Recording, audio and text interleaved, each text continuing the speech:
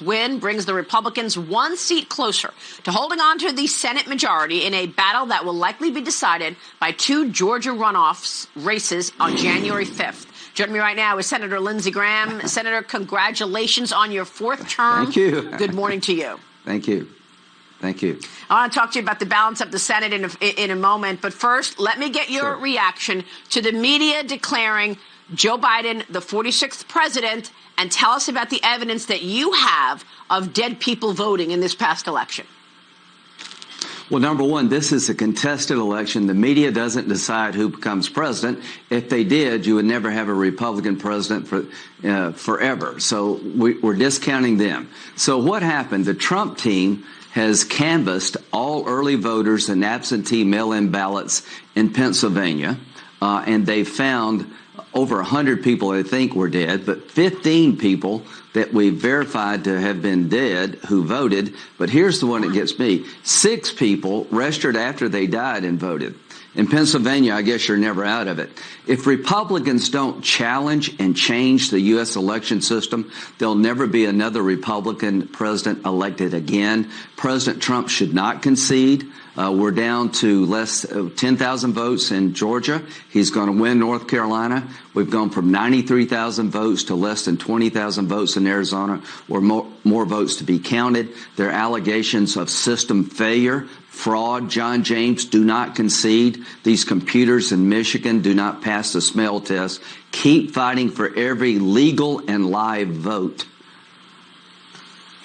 Well, Senator, you were briefed by the campaign yesterday, and one thing that we spoke about over the phone this weekend was this postal worker who has a sworn affidavit saying that supervisors were backdating ballots. What can you tell us about that? Right.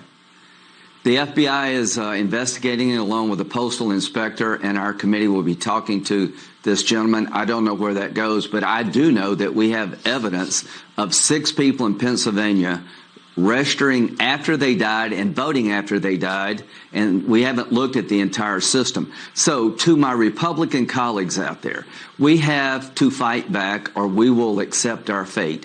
I want Pennsylvania to explain to the American people how 6 people after they die can register and vote in Pennsylvania. I want the computer systems in Michigan that flip votes from Republicans to Democrats to be looked at, and the software was used all over the country. There's a lot of shenanigans going on here. If I were President Trump, I would take all this to court. I'd fight back, and from a Republican point of view, mail-in balloting is a nightmare for us. The post office is now the new election center. It's the wild, wild west when it comes to mail-in balloting. Everything we worried about has come true. So if we don't fight back in 2020, we're never going to win again presidentially. A lot's at stake here.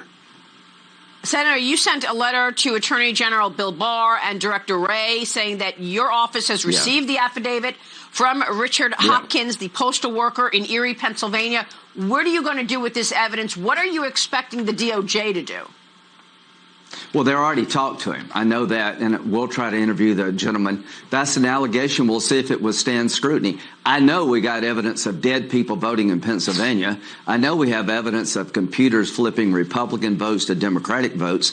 There's a lot of things being alleged out there that need to be looked at. The media could give a damn how Trump loses as long as he loses. They've declared Biden the winner. They'll never take any of this stuff seriously. They've just shut out all crossfire hurricane oversight. The bottom line is we can't let the media run America. We have to fight back. We have to go to court. We have to hold the people's feet to the fire in these states. And statistically, Biden got more votes than Obama in a few areas of the country, and only in a few areas. How could that be? Why did he get more votes than Obama in areas that mattered, that decided the election, and not other parts of the country? There's so much to be looked at, and I'm hell-bent on looking at it.